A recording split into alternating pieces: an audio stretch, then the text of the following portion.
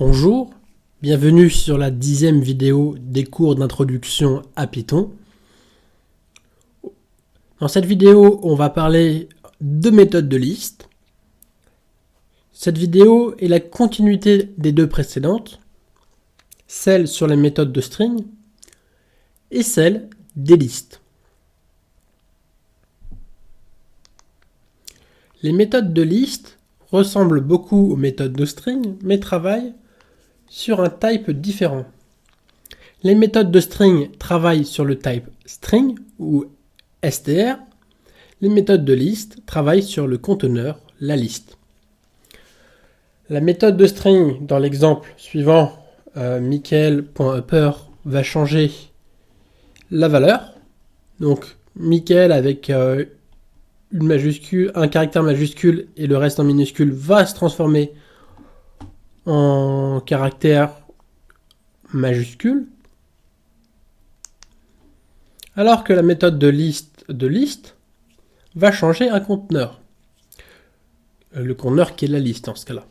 Donc prénom, c'est une liste qui va stocker deux prénoms, Amine et Sandy. Donc prénom associé à la méthode de liste append. Append est une méthode qu'on verra tout le temps, sur tous les cours qu'on pourra voir au fur et à mesure en Python. Donc quand on fait prénom pour méthode de liste append Héloïse, on va modifier la liste prénom. Donc quand on fait print prénom, on voit qu'on a ajouté Héloïse au conteneur liste qui est prénom. Donc comment peut-on faire pour trouver toutes les méthodes de liste? Donc pour lister les méthodes, rien de plus simple, on l'a déjà vu dans les méthodes de string, on fait dire list et help list. Moi j'ai tendance à préférer dire list parce que je connais une bonne partie des méthodes et parce que dire list est plus concis que help list. Donc si j'ai juste besoin d'un rappel, je fais dire list. Si j'ai besoin d'une information particulière, je vais faire help list pour avoir la documentation et la doctrine précise de liste ou d'une méthode en particulier. Donc on a vu un peu la structure d'une méthode de liste qui est append. Maintenant, on va voir, on va travailler sur des exercices. L'exercice 1, c'est créer une liste de deux chanteurs. Donc, on crée une liste, et dans cette liste, on va mettre deux chaînes de caractères avec des noms chanteurs. Ensuite, on va ajouter à cette liste trois chanteurs.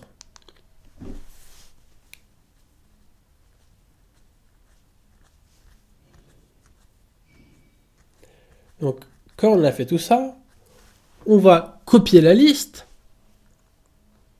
et on va l'assigner à une nouvelle variable nommée nouvelle liste.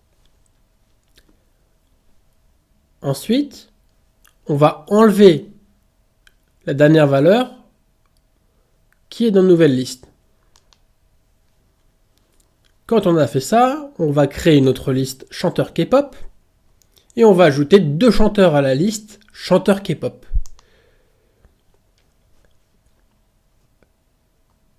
Donc quand on a fini d'ajouter les deux chanteurs K-pop à la liste, donc on va ajouter tous les éléments de chanteurs K-pop à la nouvelle liste. Ensuite, on va mettre en ordre alphabétique la nouvelle liste. Après, on va mettre en ordre inverse alphabétique la liste des chanteurs K-pop. On va compter et afficher par un print la taille de chaque liste. On va enlever le dernier indice de la liste chanteur. Et on va supprimer tous les éléments des listes.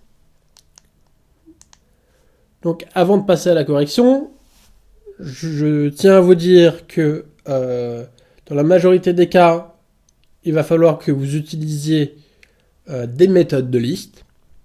C'est possible que dans une chose que vous avez à faire qui est la mesure d'une taille de liste, c'est possible que pour mesurer une taille de liste, vous allez rechercher une fonction qui s'appelle len, comme len, comme la taille en anglais. Mais essayez au maximum de travailler avec les méthodes de liste. Quand vous avez fini, il y a la correction. Il y a la correction sur Colab. Le lien, c'est le suivant. Voilà, on arrive à terme de cette vidéo sur les méthodes de liste. J'espère qu'elle vous a appris 2-3 trucs et que vous êtes prêts pour les exercices. Je vous dis à bientôt et à la prochaine vidéo. Allez, ciao.